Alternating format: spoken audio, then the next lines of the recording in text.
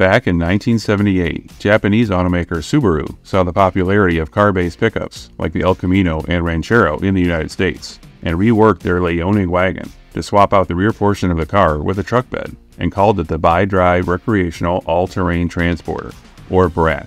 But due to the infamous chicken tax, which imposed a 25% tariff on light-duty trucks imported into the US, Subaru made the strangest modification to get the BRAT reclassified as a passenger car, ensuring its place in automotive history as one of the weirdest cars, truck, or something in between. This is a story of the Subaru BRAT. This is my old car. So if you are a regular viewer of this channel, you know that I have also done some top 10 lists of weird cars, so far being those from GM and Ford, and a weird Chrysler episode will hopefully be on its way soon. I am also considering a top 10 of Japanese cars, and I definitely plan to include the BRAT on this list. Ironically, although it was designed and built in Japan by a Japanese automaker, it was never sold in Japan, but instead marketed for the United States, as well as Australia, New Zealand, and the UK. Those other markets called it either the Brumby or the MV pickup, and outside of North America, it still had the same small truck bed, but that truck bed looked somewhat different here, thanks to a tariff known as a chicken tax. The tariff got its name back when it was first proposed by President Lyndon B. Johnson in 1964. Back then, production of chicken in the US was booming, which resulted in plenty to export to countries in Europe. With Europe still struggling after World War II, their local farmers couldn't compete with American imports, and it was driving local chicken farmers out of business. By 1961, both France and Germany introduced higher tariffs on US chicken imports, hence the name chicken tax. And it only took about a year before US chicken farmers saw a loss of up to 25% in their sales. But at the same time, sales of German cars and trucks were taking a big bite out of US auto sales. So Johnson countered the European tariff on chicken imports by adding a 25% import tax on all light truck imports into the US. Since the light truck tariff existed as retaliation for the European tax on chicken, the name chicken tax came to be known for the automotive tariffs as well. Although the chicken tax caused a significant decline in Volkswagen trucks and van sales in the US, as it was intended to do, it also affected truck imports from Japan.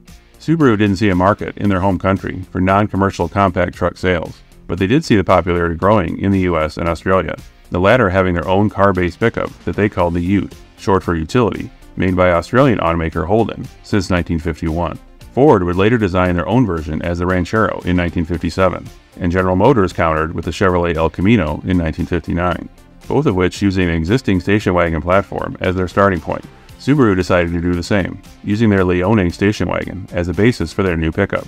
However, unlike the Ford and Chevy models, which were strictly rear-wheel drive, the Leone offered part-time all-wheel drive that could be switched on and off by the driver. As a result, the Leone had a slightly higher ride height than a comparably sized passenger car, so evolving the wagon into an off-road capable pickup wasn't a huge stretch. In 1978, Subaru launched its new pickup version of the Leone wagon in Australia as the Brumby, and in the UK as the MV. In those countries, it simply looked like a small pickup, and it had a traditional but small pickup bed. For the North American market, they came up with the name BRAT, which was supposedly an acronym for Bi-Drive Recreational All-Terrain Transporter. Whether or not that convoluted name was actually thought of first, or was an imaginative retcon to fit the name BRAT, no one knows for sure. But for the US market, which Subaru expected would have the largest sales potential, they faced a 25% markup on its price, thanks to the aforementioned chicken tax. Being such a small truck, Subaru's goal was to be cheaper than the largest potential rival, the El Camino. Its next biggest rival could have been the Ford Ranchero. However, the Ranchero sales were in decline, leading to its end by 1979. Although it could be argued that the new Subaru pickup was a closer competitor to the Volkswagen Caddy pickup that arrived in North America in 1980, which was based on the VW Golf/Rabbit platform. Or some may say the Chevrolet Love, built by Isuzu, was more in line with the BRAT in terms of a true competitor. But Subaru wanted to keep their price down, which would have been hard if forced to sell with a 25% price increase. Subaru's workaround was, shall we say, unique. Because the BRAT had a pickup bed, the NHTSA, or National Highway Traffic Safety Administration, in the US, would have classified it as a light-duty truck, which in turn would have triggered the 25% tariff. So Subaru installed two rear-facing seats inside the truck bed and covered the bed floor with carpeting, effectively eliminating the truck bed to be used as, well, a truck bed. The rear seats were welded in place, so they couldn't be simply unbolted to be removed.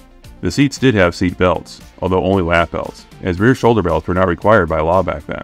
Subaru even included grab handles for each seat, positioned so that they almost looked like oversized video game joysticks. Commercials for the BRAT didn't try to hide the fact that the seats were there. Instead, they became the focus of the marketing, as Subaru decided to run with it as a unique feature that its target demographic would actually want. Those seats allowed the BRAT to be imported into the US with just a 2.5% tariff, as opposed to 25%. But what is even more amazing is that the NHTSA, which ironically has the word safety in their name, thought it was okay to allow passengers to sit completely unprotected in the truck bed. And in case you're wondering, the BRAT was also sold in Canada, but the funky jump seats remain, even though Canada didn't have the 25% tariff. Along with the Leone's all-wheel drive, the BRAT was offered with the Leone's 1.6-liter flat-4 engine that could be paired with a 4-speed manual or 3-speed automatic, and a whopping 67 horsepower. Although considering the BRAT only weighed about 1,700 pounds, or 775 kilograms, that probably was adequate for the time. This engine was so small that Subaru was able to fit the spare tire under the front hood, which was a help considering there wasn't adequate space for the traditional spare tire location under the truck bed, probably because of the all-wheel drive. Two different trim levels were offered, the DL, which had dual headlamps, and the GL, which had quad headlamps. Considering Subaru didn't command a large percentage of the US car market, sales of nearly 23,000 units for 1978 was decent for the time.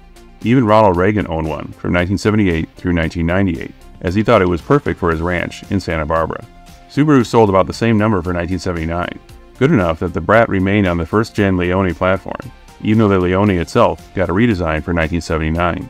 However, by 1980, US sales had dropped by 50%, prompting Subaru to get the BRAT updated to the newer Leone platform for 1981. The overall size and shape didn't change much, and unless you paid attention to the difference of square headlamps replacing the former round ones, you may not have realized it changed. The 4-cylinder engine was bumped up to 1.8 liters, but only made it to 71 horsepower. However, by 1983, a turbo 4-cylinder was offered that made 90 horsepower.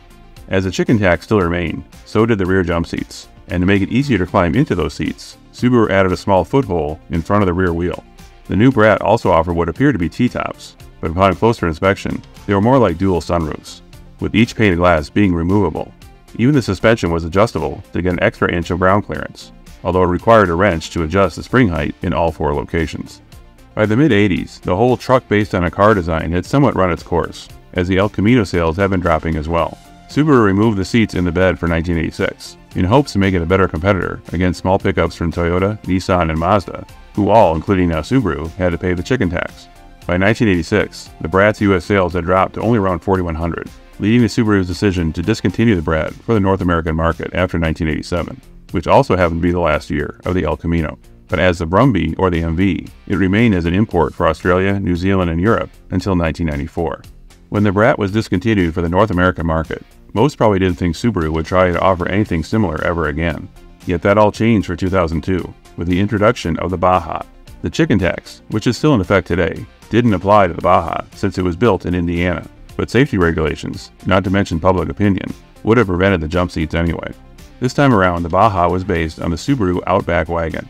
However, Subaru claimed that this car/truck was an homage to rally racing trucks. At least the look of those trucks, as the Baja wasn't really built for that kind of abuse. Like the BRAT, the Baja was marketed by Subaru as a multiple-choice vehicle, which was a popular term to use back then, when sport utilities were gaining in popularity. However, the Baja had its critics, some saying that its tiny truck bed made it more of a fashion statement than a true utility vehicle. Although Subaru had projected sales of 24,000 units per year, they only managed to sell around 30,000 over 4 years. Some of the final 2006 models remained in Subaru's new car inventory as late as 2008. Subaru even allowed Toyota to take over part of their assembly plant in Indiana, where the Baja was once built, to recoup the losses.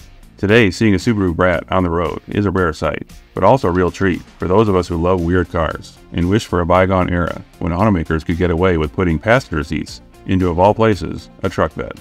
Thanks for watching. If you liked this video, click the like button and subscribe to my channel. If you once owned a car from the 80s to mid-2000s that you rarely see today and would like it featured in a future episode, leave a reply in the comments or contact me at the email shown here. See you next time.